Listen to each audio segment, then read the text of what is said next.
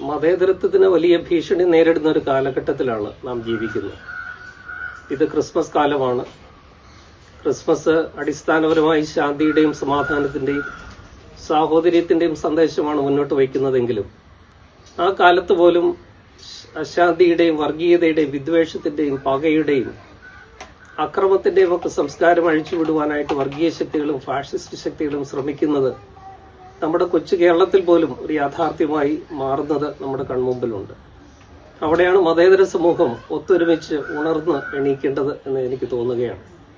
ഉത്തരേന്ത്യയിൽ മാത്രം നമ്മൾ കണ്ട് കേട്ട് ശീലിച്ചിരുന്ന ഇത്തരം ന്യൂനപക്ഷ ആക്രമണങ്ങൾ, ന്യൂനപക്ഷത്തിന് നേരെയുള്ള ആക്രമണങ്ങൾ നമ്മുടെ കൊച്ചു കേരളത്തിൽ നടക്കുന്നു എന്നുള്ളത് നമ്മളെയൊക്കെ ആശങ്കപ്പെടുത്തുകയാണ്.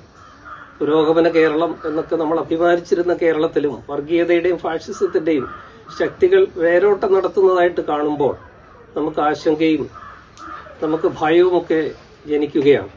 ഇതിനൊരു മാറ്റം വരണമെങ്കിൽ എല്ലാവരും വർഗീയതയ്ക്കെതിരെ, ഫാഷിസത്തിനെതിരെ, മതേതര മൂല്യങ്ങളിൽ വിശ്വസിക്കുന്ന എല്ലാവരും ജാതി മത വർണ്ണവർഗ വ്യത്യാസങ്ങൾക്ക് അതീതമായി ഒന്നിച്ച് നിലയുറപ്പിക്കേണ്ടതും പോരാടേണ്ടതുമാണ്.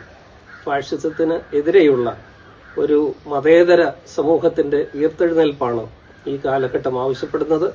അതിന് നമുക്ക് എല്ലാവർക്കും ഒരുമിച്ച് നിൽക്കാം.